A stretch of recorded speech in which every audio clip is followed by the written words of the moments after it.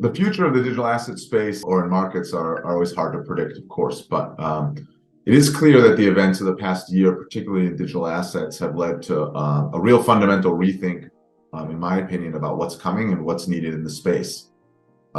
First, it's clear that we still need trusted service providers and intermediaries.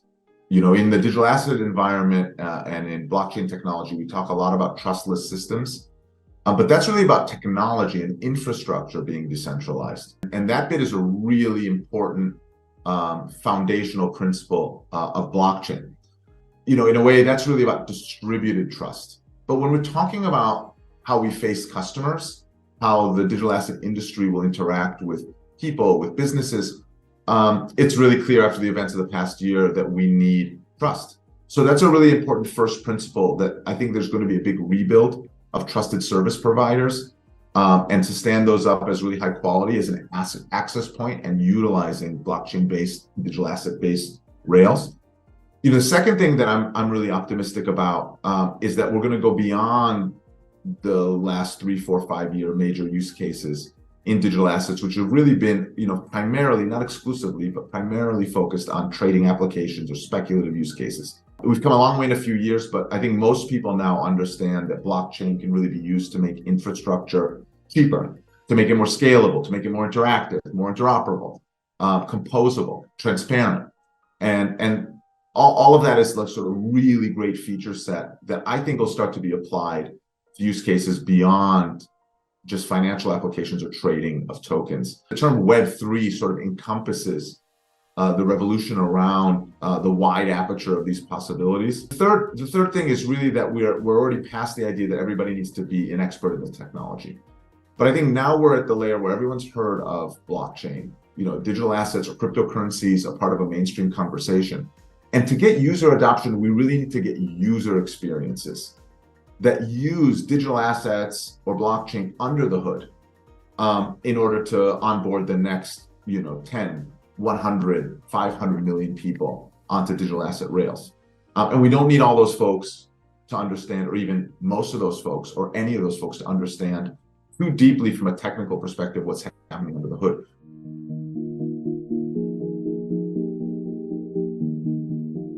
We need transformative user experiences. And I think that's really coming in the next few years in digital assets. And there are 3 broad categories of those. One, I think, is the continued transformation of financial services. You have things like stablecoins. You have CBDC projects that are now underway in almost every single developed and developing global economy. Over 90% of the world's central banks are involved with some type of CBDC.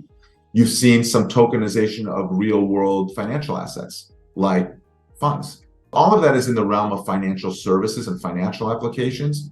I'd say that the most sort of embedded or scaled one so far has been stablecoins, which allow sort of tokenized dollars and tokenized other currencies to exist on chain. And they're most akin to what I describe as a blockchain-based money market fund. And so there's still innovation to come. There's still governance, risk management, regulation to come in that space. The second is really what I call digital brands. And this is everything from NFTs and Bored Ape Yacht Club to art and generative art on chain, collectibles, loyalty programs, access passes. These things are really often called NFTs. But to me, NFT is a format. It's a technology. The use case is really brands and digital goods and services.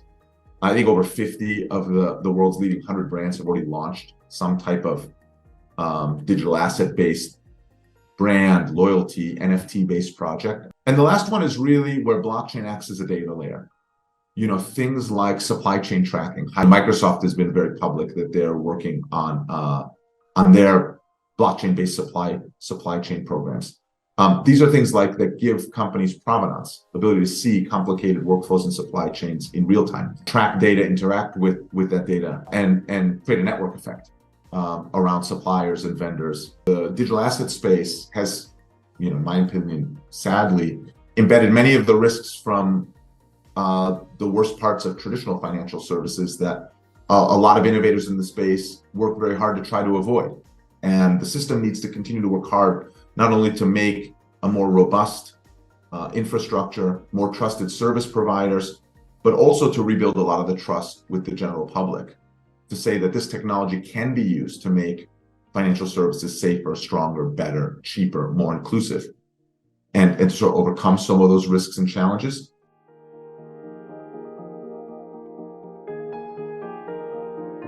I push back a lot on an often cited view within the digital assets community, which is that these things, these risks, these failures are somehow the price of innovation.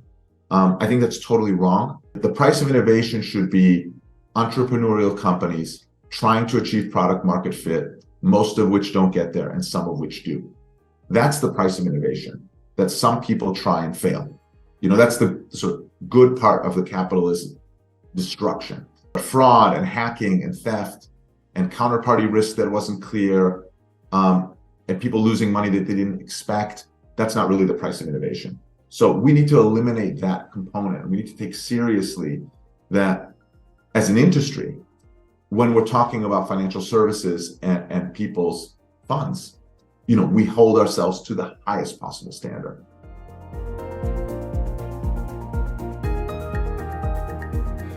Regulation in digital assets, in crypto, in blockchain is one of the absolute most pressing, actively discussed, and impactful topics today. And that regulation is not the same everywhere around the world. There's a big debate in the United States. It's quite contentious. Europe has actually passed a regulatory framework in MiCA that a lot of folks in digital asset might not think is perfect, but is solid. At least it's a framework to work on. I spent basically my whole professional life in highly regulated financial services and markets across the world. It's obvious that we need robust regulation, and we still are way behind where we need to be, where there are clear, fair, transparent, and effective rules which protect the public, protect investors, ensure high standards, but also allow the space for technology to do what it does, which is to innovate and transform this infrastructure for the better. And I think you will see in the next 1, 3, 5 years, some really transformative applications leverage blockchain, and people should pay attention, because those applications could scale and will scale dramatically and really be transformative for customers and create a lot of value.